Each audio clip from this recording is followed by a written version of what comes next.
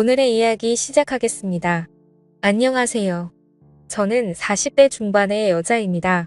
저는 한때 모두가 부러워하는 착하고 돈 잘 버는 남편과 살았는데요.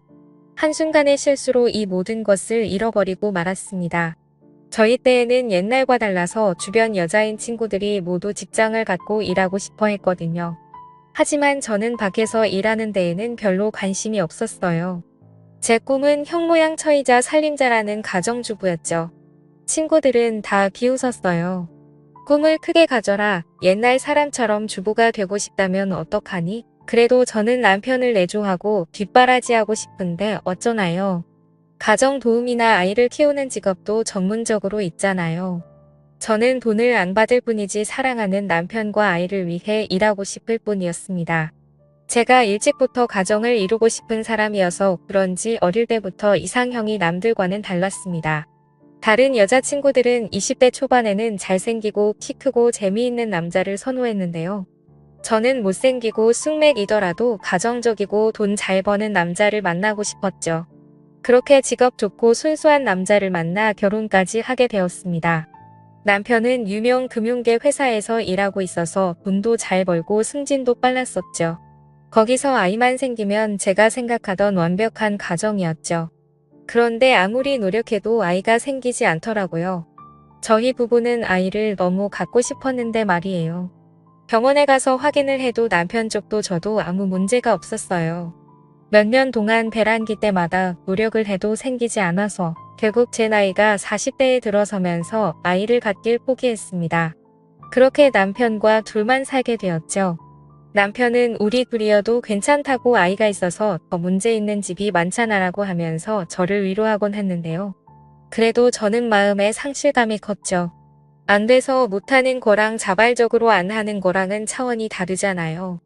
둘만 살다 보니 적적하고 친구들의 아이들이 쑥쑥 크는 것도 부럽고 남편과 결혼할 때는 단점이라고 느껴지지 않았던 것들도 점점 크게 느껴지더라고요. 성실하고 착하기는 한데 재미도 없고 특히 밤에 함께 있을 때면 한결같이 재미없는 사람이었거든요. 무언가 하려고 시도를 해도 잘 되지도 않았고요. 남편과 결혼하고 나서 아이를 갖기 위해 의무적으로 하는 것 말고는 거의 안 하게 되더라고요. 남편이 요구도 하지 않았고요. 그렇다고 남편이 어디 다른 데서 바람을 피운다거나 그러진 않았던 것 같습니다. 매번 회식이 끝나면 집에 꼬박꼬박 온 것 같았고 휴대폰 검사를 해봐도 아무것도 나오지 않았고요. 현금을 뽑았다든지 하는 기록도 전혀 나오지 않았습니다. 그래서 안심이긴 한데 삶의 흥미가 점점 사라지고 있었죠. 그러던 와중에 동창 모임을 나가게 되었습니다. 오랜 결혼 생활을 하다 보니 잘 지내는 친구들도 있었지만 결혼 생활에 지쳐있는 친구들도 많더라고요. 요새는 애인이랑 밖에 안 한다고 하는 친구도 있고 남편은 가족인데 그런 거 하는 거 아니라고 하는 친구도 있었습니다. 다들 그런 사람은 어디서 구하냐고 물으니 동호회나 어플에서 많이들 구한다고 하더라고요. 친구들이 언제 이렇게 망가졌나. 고등학교 때는 이런 모습을 상상도 못했는데 라는 생각이 들면서도 호기심이 들더라고요. 저는 남편 아닌 다른 사람과 할 생각은 해본 적도 없었는데요. 요새 들어서 시간은 많고 같이 시간 보낼 사람은 없어서 그런지 머릿속에 자꾸만 잡념이 생기더라고요. 자아는 다른 남자와 만나면 어떨까 하고요. 그렇게 저는 친구들이 말하던 어플을 몰래 검색해서 깔았습니다. 나이도 어리고 괜찮게 생기고 무엇보다 저를 원하는 남자들이 그렇게 많은 줄 몰랐습니다. 그 중에서 대화도 어느 정도 통하고 괜찮게 생긴 연하남을 만나게 되었죠. 그 남자는 나이가 28살이었는데요. 아직 취업을 하지 못해 물류센터에서 일을 하고 있다고 하더라고요. 원래는 처음부터 할 생각은 아니었습니다. 첫 만남에서는 카페에서 이야기를 하고 저녁을 먹고 집에 가려고 했었죠. 연락도 몇 주간 해보고요. 하지만 저녁을 먹고 나서 남자가 저를 찾더라고요. 자기 집에서 술 한잔 더 하자면서 눈구렁이처럼 제 팔을 꽉 잡는데 그 소나기 힘에 저절로 설레더라고요. 저도 모르게 그 남자의 손길에 얼굴이 빨개지더라고요. 남자의 집은 원룸촌으로 유명한 동네의 빌라 2층이었습니다. 그런 동네를 간 것은 대학생 때 이후 오랜만이었죠. 남자의 이름은 영준이었는데요. 영준이의 집은 혼자 사는 철없는 남자처럼 정돈이 안 되어 있었습니다. 옷가지도 꺼내져 있고 빨래통은 넘치고 설거지거리도 쌓여 있었고요. 저는 영준이의 침대에 걸터 앉아 있었어요. 영준이는 방을 왔다 갔다 하면서 한쪽에 짐을 몰아넣더니 전자레인지 음식을 돌리고 소주잔과 소주를 꺼내오더라고요. 영준이와 저는 원룸 탁자에 의자를 놓고 마주 앉았습니다. 그렇게 한 잔 두 잔 마시더니 어느덧 몇 번을 마셨는지 기억이 나지 않을 정도로 많이 마시게 되었습니다. 다행히 남편이 출장 간 사이에 이런 예상치 못한 일이 일어나서 다행이었죠.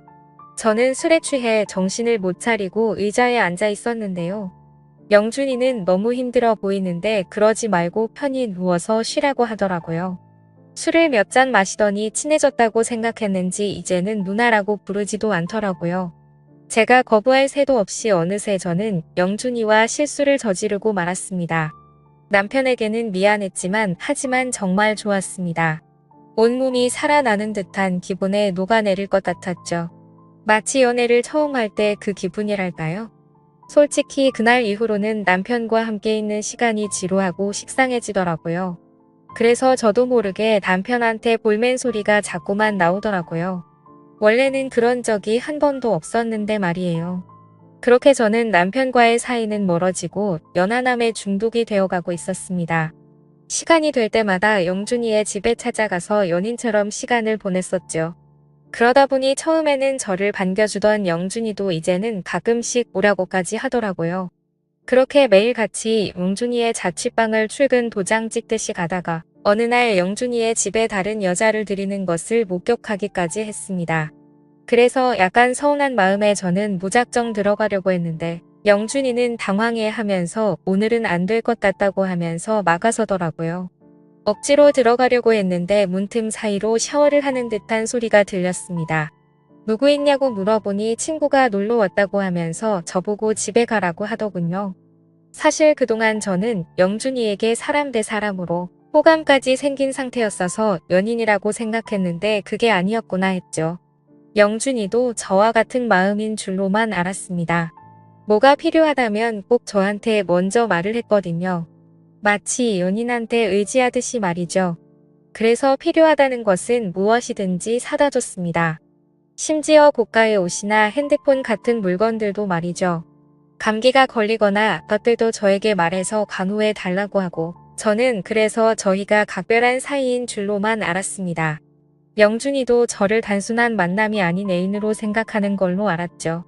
그런데 제가 없는 날에 다른 여자를 집에 부른다는 걸 알고 나니 배신감이 들더라고요. 그렇게 저를 쫓아내고 문을 확 닫아 버렸습니다. 제가 몇 분 동안 문을 두들겨도 반응도 하질 않더군요. 옆에 사는 주민이 아줌마 거기 아무도 없는 것 같은데 시끄러우니까 문 그만 두들기라는 소리를 들을 때까지 두드리다가 그곳에 주저앉아 있을 수밖에 없었습니다. 그렇게 저는 넋이 나가서 집에 들어왔죠. 남편은 이미 안중에도 없었네요. 예상했던 시간보다 훨씬 늦게 들어가고 있었는데요. 원래 같으면 혹시라도 남편이 눈치챌까봐 서둘렀을 텐데 말이에요. 집에 들어가자 남편은 차가운 눈빛으로 거실에 앉아 있더라고요. 이 시간에 들어가면 남편은 원래 자고도 남았을 시간이었는데 말이에요. 그렇다고 남편이 원래 제가 늦는다고 기다리고 이런 성격은 아니었거든요. 갑자기 남편이 파일절에서 뭔가를 꺼냈습니다. 제가 영준이와 팔짱을 끼고 자취방에서 나오는 모습, 영준이와 술을 마시는 모습 등이 찍혀있는 사진들이었습니다. 우연히 반차 내고 집에 왔다가 제가 집에 없다는 걸 알게 됐다고 하더군요. 그 외에 사소한 거짓말들도 유심히 살펴보니 이상하다는 걸 다 알게 됐고 흥신소에 돈을 주니 이런 증거는 금방 구하더라고 했습니다. 이혼하자고 하는 남편 앞에 저는 무릎을 꿇을 수밖에 없었습니다. 저는 남편과 이혼할 생각이 전혀 없었고 안 들키게 만나려고 했을 뿐이었어요.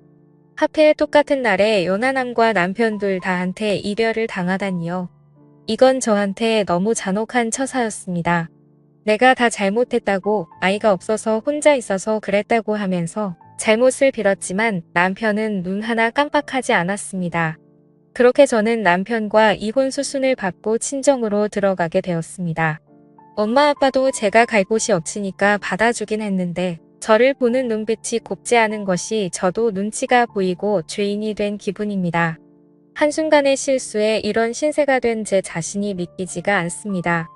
남편에게 계속 용서를 구해야 할까요? 아니면 차라리 이혼을 하고 영준이와 정식으로 만나보자고 하는 게 나을까요? 좋은 의견 부탁드려요. 오늘의 이야기는 여기까지입니다. 행복한 하루 보내세요.